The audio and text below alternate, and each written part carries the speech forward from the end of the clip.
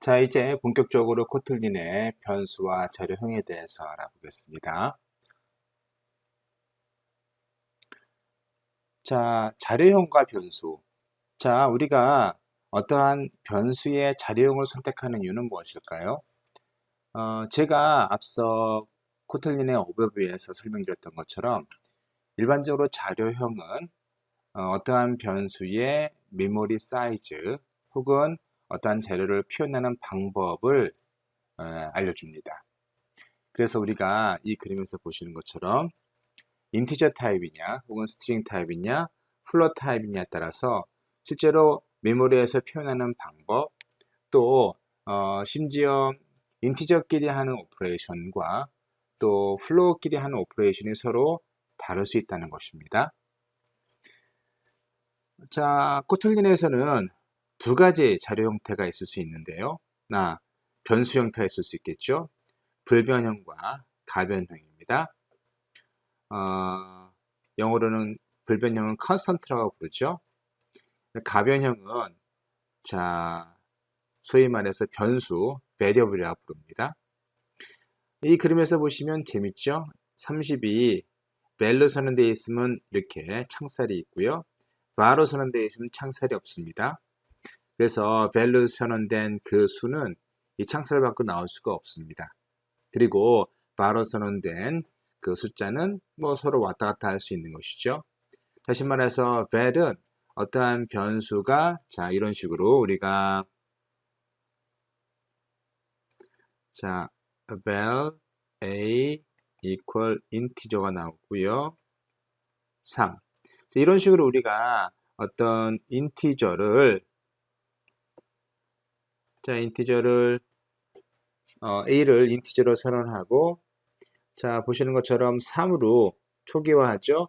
그러면 이 a는 이 프로그램이 끝날 때까지는 3 외에는 다른 숫자를 가질 수 없습니다. 그래서 아래에 a를 4로 어사인하면 여기에서 컴파일 에러가 나죠.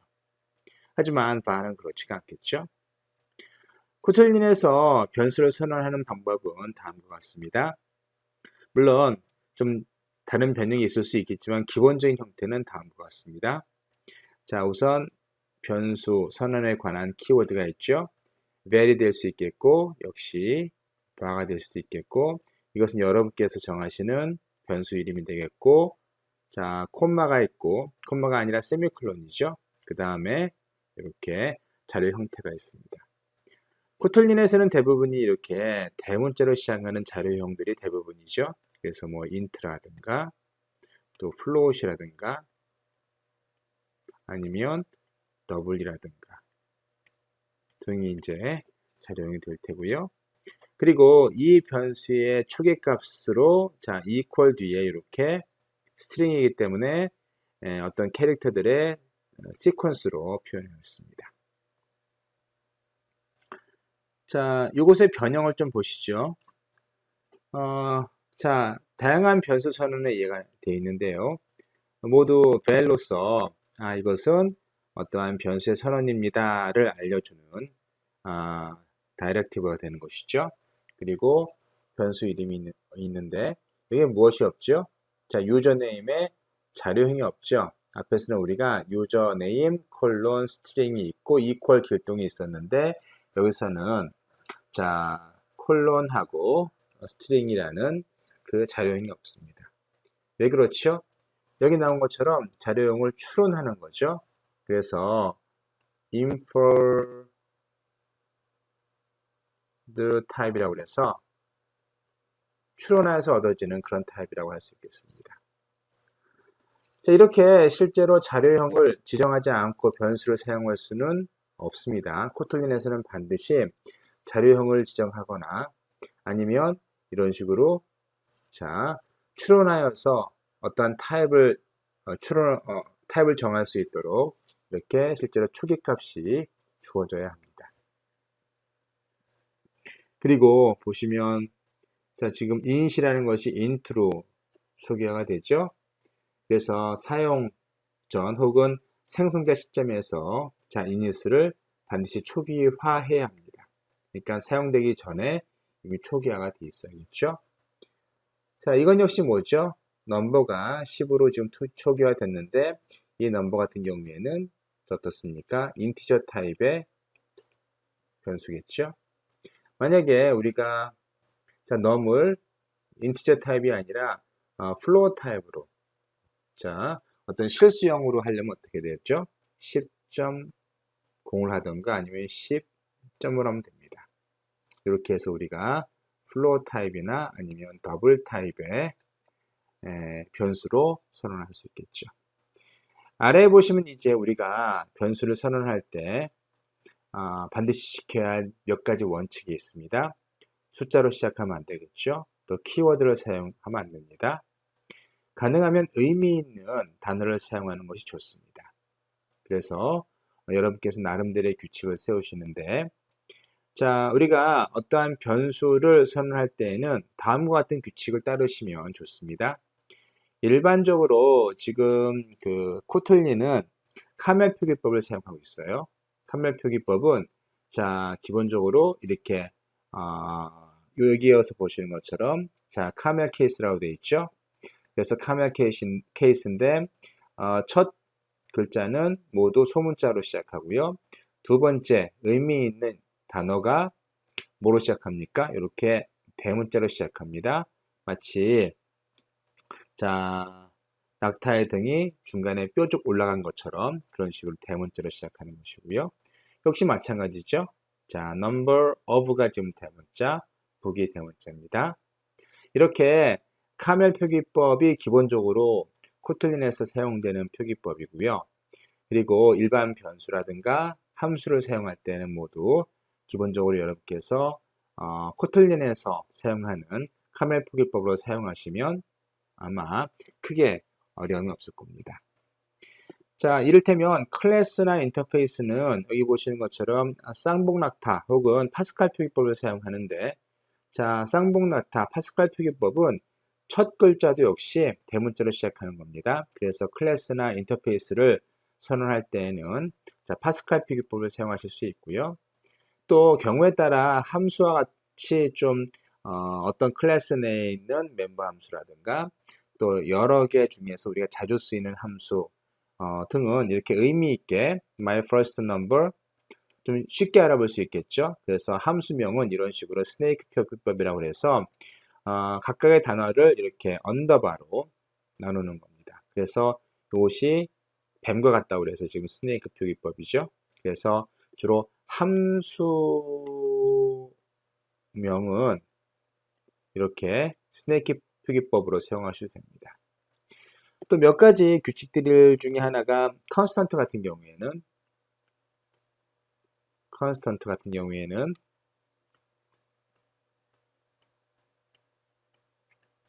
모두 대문자로 사용하죠. 그래서 모두 어퍼케이스. 이를테면 여러분 파이 기억나세요? 파이라든가 어떤 게 또 있을까요? 네, 파이분이 현재로서는 기억이 안 나나요? 어쨌든 이렇게 상수 같은 경우에는 이것이 3.141592 이렇게 식으로 나가죠. 자, 이렇게 우리가 알고 있는 어떠한 상수 같은 경우에는 대문자로 모두 대문자로 표기됩니다. 그런 점들은 여러분께서 기억해 놓으시면 좋을 것 같습니다. 자, 일반적으로 우리가 코틀린은 자바를 베이스로 합니다. 그래서 자바의 자료형을 그대로 따르고 있습니다. 근데 여러분께서 자바를 배우신 분이라면 아시겠지만 어떠한 변수를 선언할 때 두 가지 형태가 있습니다. 하나는 어떠한 클래스를 기반으로 해서 자료를 선언하는 방법이 있죠. 그래서 이를테면 자, 내가 어떤 A라는 변수를 int로 선언하기 전에 int로 선언하는데 이런 식으로 내가 소문자 int로 해서 어떠한 변수를 선언할 수 있고요. 또 어떤 경우도 있을 수 있는가 하면 대문자 인티저로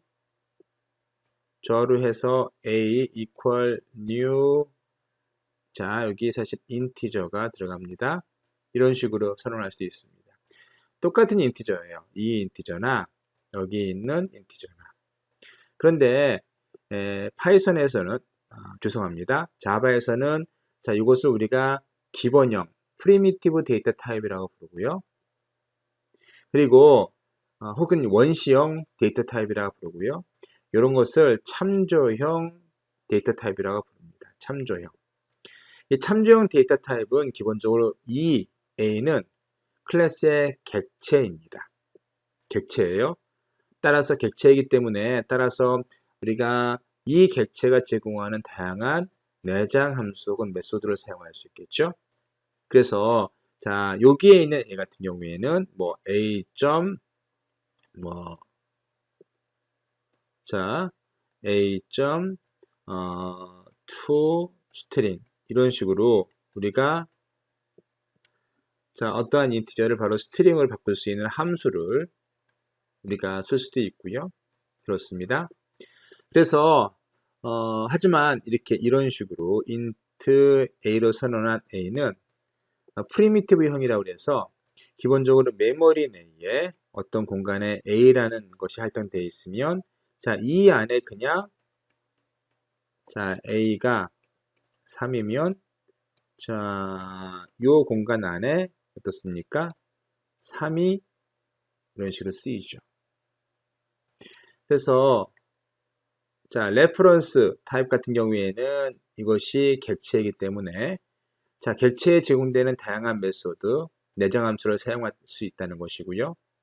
프리미티브, 원시형 같은 경우에는 그럴 수 없고 단지 값만 가지고 있다는 것입니다. 조금 더 설명을 드려보면 다음과 같습니다.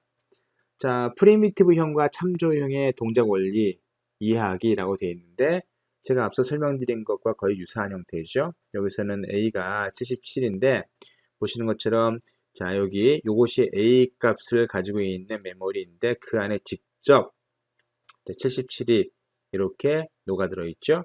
그런데 B 같은 경우 이게 B거든요. B인데 얘는 뭘 가지고 있습니까? 자, 어떤 주소를 가지고 있는데 자, 주소를 따라가 보면 어떠한 객체가 있다는 것이고 그 객체 안에 데이터도 있고요. 그리고 다양한 메소드가 있습니다. 메소드는 그냥 여러분 함수라고 생각하시면 돼요. 함수 혹은 멤버 함수라고 부르는 것들이죠. 그래서 이 객체 안에 멤버 함수들이 있기 때문에 우리가 어떠한 데이터를 좀 더 쉽게 그 타입에 맞게 가공할 때 사용하는 것들이죠. 자, 매우 중요합니다. 기본형, 프리미티브형과 레퍼런스형, 참조형이 있다는 것이죠. 자, 코틀린에서도 마찬가지입니다.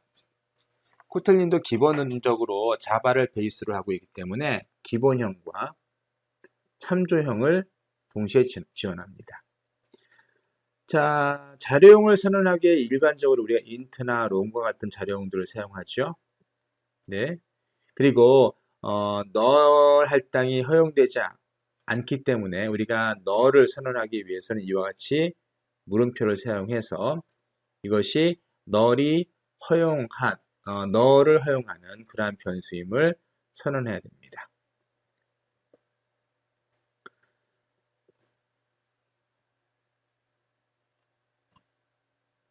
조금 더 생각해 보면 코틀린에서는 코딩 시에 참조형만 사용되는데요. 이 말은 뭔가 하면 자, 우리가 코틀린의 그 변수를 어떻게 선언하죠? 자, A는 자, 어떻게 선언하는가 하면 val이 있고 int가 있고 3이죠. 보시면 기본적으로 얘가 대문자로 되어 있습니다. 마치 자바에서 레퍼런스형들은 모두 대문자로 시작하는 것처럼 역시 int도 대문자로 시작하죠. 그래서 실제로 코딩 시에는 이 모든 것이 객체라는 것이고요. 이것이 나중에 컴파일을 거치면 자바를 거쳐서 자, 바이트 코드로 변환이 되는데 그때 이제 변환되면서 얼마의 변수는 기본형으로 바뀌는 것이죠. 그런 점들은 좀 여러분께서 이해해 보시기 바랍니다. 자, 이제 본격적으로 코틀린의 자료형에 대해서 이야기해 봅시다. 우선 정수형입니다. 정수형은 음수가 허용이 되는 정수 자료형이 있고요. 음수가 허용이 되지 않는 부호 없는 정수 자료형이 있습니다. 자, 음수가 허용이 되는 정수 자료형은 자, 롱이나 자, 인트나 숏이나 바이트가 있고요. 자, 각각에 따라서 자, 우리가 사용하는 메모리의 양이 다르죠. 바이트 같은 경우에는 1바이트, 롱 같은 경우는 8바이트를 사용하고 따라서 자, 어떤 자료형을 사용하느냐에 따라서 우리가 표현할 수 있는 수의 크기가 달라지는 것이죠. 자, 음수를 사용하기 때문에 보통 우리가 64비트로 어떤 수를 표현하는데 음수, 부호를 표현하기 위해서 한 비트는 부호에 할당합니다. 그러면 63비트로 우리가 어떤 수를 표현하기 때문에 여기 보시는 것처럼 자, 마이너스 2의 63승부터 시작해서 자, 2의 63승 마이너스 1까지 수를 표현할 수 있는 겁니다. 그렇죠? 하지만 바이트 같은 경우에는 자, 1바이트만을 사용하기 때문에 자, 마이너스 2의 7승부터 시작해서 자, 2의 7승 마이너스 1까지 어떤 수를 표현할 수가 있습니다. 부호 없는 것은 자, 값의 범위는 거의 같습니다. 단지 한 비트, 그러니까 부호를 나타내는 비트를 우리가 더 숫자를 표현하기 위해서 사용하기 때문에 자, unsigned long이라고 해서 부호가 없는 롱 형태의 자료는 자, 0부터 2의 64승 마이너스 1까지의 숫자를 표현하고요. 자, 바이트 역시 마찬가지죠. 0부터 2의 8승까지, 0부터 255까지 우리가 숫자를 표현할 수가 있습니다. 만약에 우리가 unsigned byte로 어떤 배리어블을 선언해 놓고 255가 아니라 256을 자, 선언하면 어떻게 되겠죠? 쓰면 어떻게 되겠죠? 당연히 에러가 나겠죠. 그래서 이 같은 경우에는 오버플로가 나기 때문에 이게 0이 될지 혹은 1이 될지는 알 수가 없습니다. 여러분께서 한번 나중에 실험을 한번 해보세요.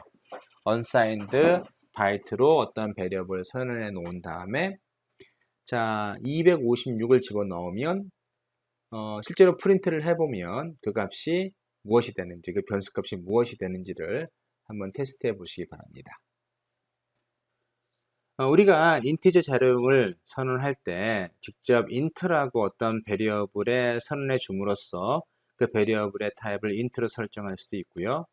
또 하나가 어떠한 값을 직접 대입해서 그 값의 타입을 추론하게 함으로써 어떤 베리어블의 타입도 역시 선언할 수 있다고 앞서 말씀드렸습니다. 그 예를 좀 몇 가지 보는데요. 다시 말해서 어떠한 값을 초기화 값으로 어떤 베리어블을 설정함으로써 그 베리어블의 타입을 정하는 겁니다. 자, int 타입을 어떻게 선언할 수 있을까요? 자, 여기 보시면 127이 num05에 들어가 있죠. 이것은 당연히 int로 추론할 수 있고요.